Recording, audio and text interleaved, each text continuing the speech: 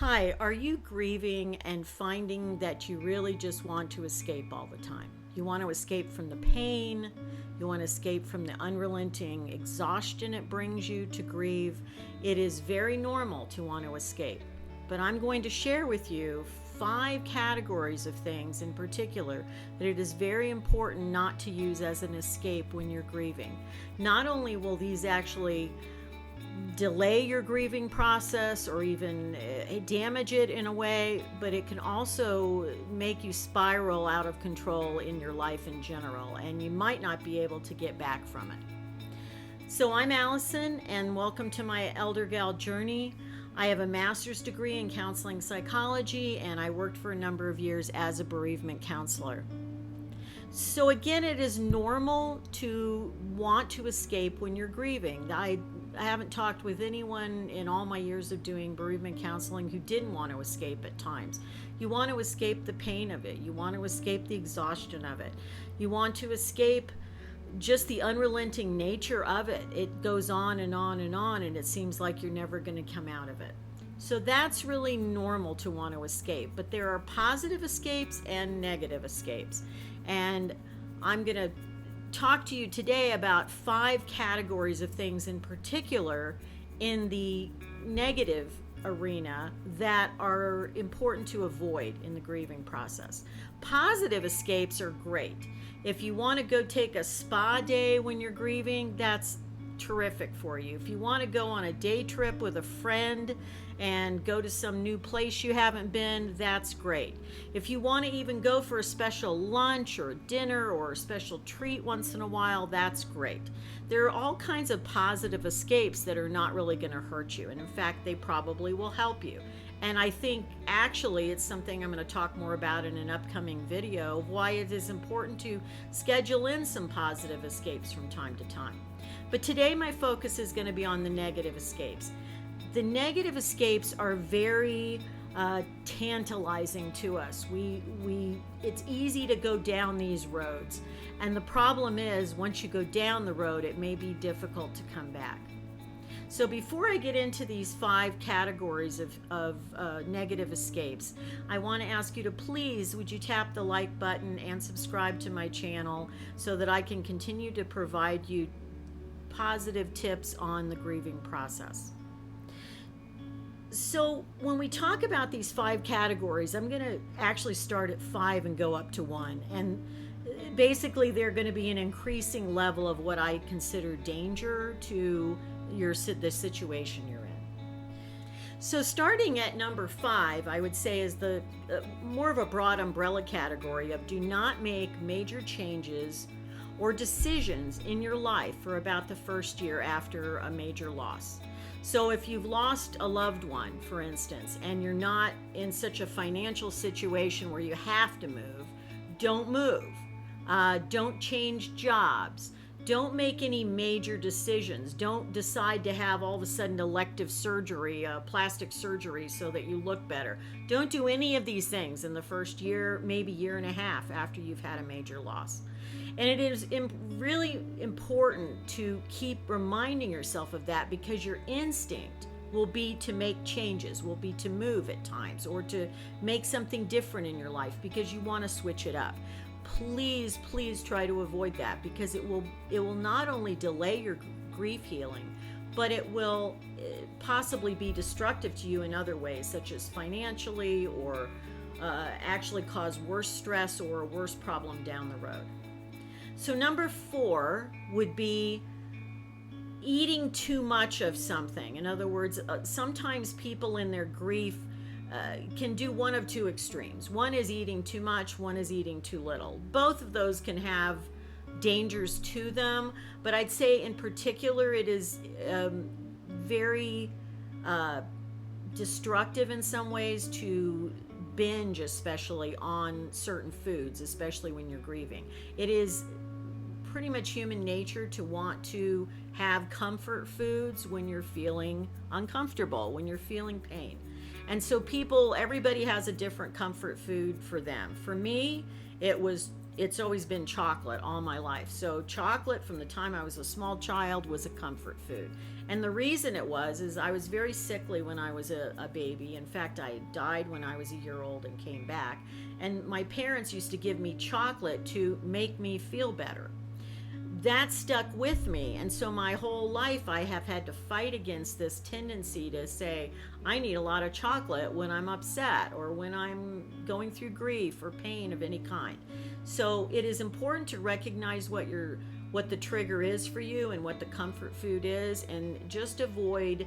Doesn't mean don't eat it at all. It just means don't binge on it. Don't eat too much of it.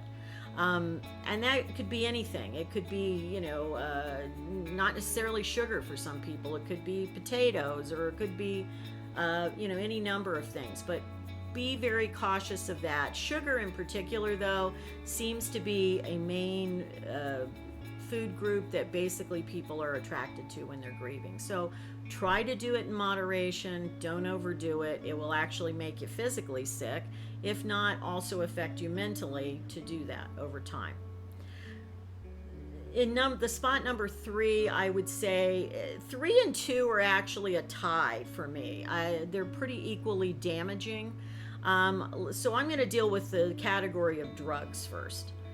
When you're grieving, you want to escape. And again, what's the best way to do that for some people? Taking drugs. Now, those can either be prescription drugs or illicit drugs. The illicit drugs, it goes without saying, are probably not going to be good for you.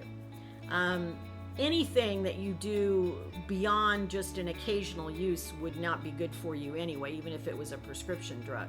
Now, if you've talked with your doctor and your doctor has prescribed something that's going to help you, then follow your doctor's advice. However, be aware that even prescription drugs can become a problem. Now, in the past, this isn't so much a problem nowadays because doctors are much more cognizant of this and they generally don't prescribe it very much. But in the past, people were given a lot of anti-anxiety drugs or benzodiazepines, which are extremely addictive, physically addictive to the body. And they're very difficult to come off of once you've been on them for a few months. So fortunately, doctors don't prescribe those very much anymore, which is good, because those generally will be overused by somebody who's grieving because it makes them feel better. I mean, it's just, no brainer. So even any kind of prescription medication even can be used for too long or maybe not appropriate for what's going on with you in the moment. So make sure you talk to your doctor first. And then right in the next category, again, either 3 or 2, depending on how you want to order these, would be alcohol. When I was a bereavement counselor, I probably saw alcohol abuse be probably the most common problem for people that were grieving. In other words, they thought, oh, I can just drink a couple of, shots or have a cocktail or whatever, and I'm going to feel so much better. The problem is alcohol is actually a mood depressant. It depresses your mood. Well, when you're grieving, you're already in a depressed mood. So now you've just added to it with the alcohol. So it's kind of like a double whammy. And the problem is, maybe you didn't have a drinking problem before you started going through grief, but maybe you're predisposed to that genetically. So now you could create a drinking problem that you now have at this point in your life when you're grieving that maybe you didn't have before. And if you're already someone who is predisposed to being an alcoholic, then now you've got a bigger problem if you start using again or drinking again once you're grieving. So it is something to be very aware of. It can be very dangerous. It will obviously not only delay your grief, your healing, but it will actually cause a whole other problem in your life. It will be destructive to your body as well as your mind. So be very aware of that. Alcohol is a real danger. Now, the thing I put in the top category of these 5 things may be a surprise to some people because they think, well, wouldn't alcohol be worse than this? No, and I'll explain why it may not be. And that is gambling. Gambling, if you aren't already aware of it, is a major, major problem in our culture and in many cultures that have easy access to casinos and other types of gambling. The problem with gambling is that you're not consuming a substance, it's a behavioral addiction. But the thing is very often people become addicted to gambling once they go. And the thing with that is, not only are you impairing yourself mentally, because gambling kind of, when you're gambling, you're in an altered state of consciousness, basically. I'll talk more about this in a further video rather than getting into more of it today. But you are in an altered state of consciousness and you don't make good decisions and you don't make good choices. And the problem is you're dealing with money, which is your, that is your living. That is how you're surviving. So when you put that at risk, then now basically you have a major issue, not with just, oh, I'm drinking and, I'm losing a little bit of money with the alcohol I'm consuming, but now you could be losing everything. You could be losing your savings, you could be losing your monthly income to gambling, and now you're facing a bigger problem that's going to cause more grief, which is that you could end up homeless.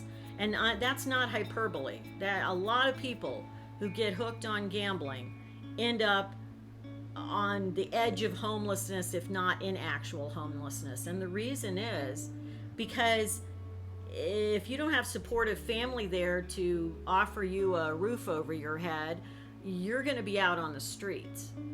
And that's a real issue. And that's the reason I put that ahead of alcohol or drugs. I think it is a real temptation when you're grieving, because when you're gambling, trust me, and again, I will talk about this in a future video, trust me, you are escaping.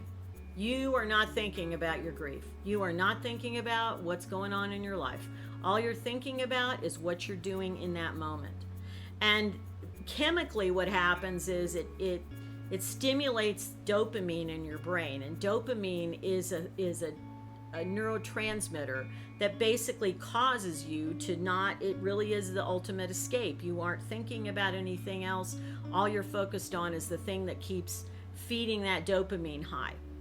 So we'll talk about this more in an upcoming video, but I want to assure you that gambling is the surest thing that will derail your grief.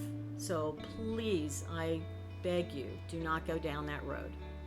So to review these 5 things, the first one I talked about was avoid making major decisions or changes in your life in the first year and a half that you're grieving. It will save you a lot of heartache in the long run and maybe help you avoid some bad choices that you could make during that time.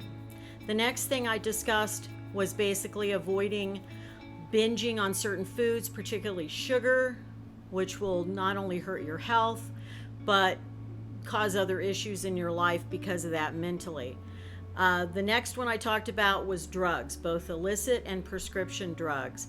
Those can be a real problem when you're grieving. Make sure that if you feel like you need medication, you talk to your doctor at length about it and make and have your doctor make a decision about that, basically. The next thing I talked about was alcohol. It is very important to avoid a lot of alcohol use when you're grieving. First of all, it depresses your mood even further, but second of all, if you have a predisposition towards alcoholism, it will either re-trigger that from maybe earlier in your life, or actually start that process later on in your life. And then the last thing I talked about was gambling, which could be very dangerous and destructive to you in your grief process, because you could end up, worst case scenario, losing all your money, and now you don't even have a place to live. So very important to avoid that one when you're grieving, because you're not going to make good decisions about what you're doing or how often you're gambling, because you're going to want to do it because it takes your mind off the pain that you have. So please avoid these 5 things in your life in order to facilitate your grief journey. You want to heal and try to focus on positive escapes that you can use when you're in the grief journey. And trust me, if you focus more on positive things, you will heal a lot sooner and your journey will be a lot less troubled. So I hope this has helped. Until next time, be well, stay strong.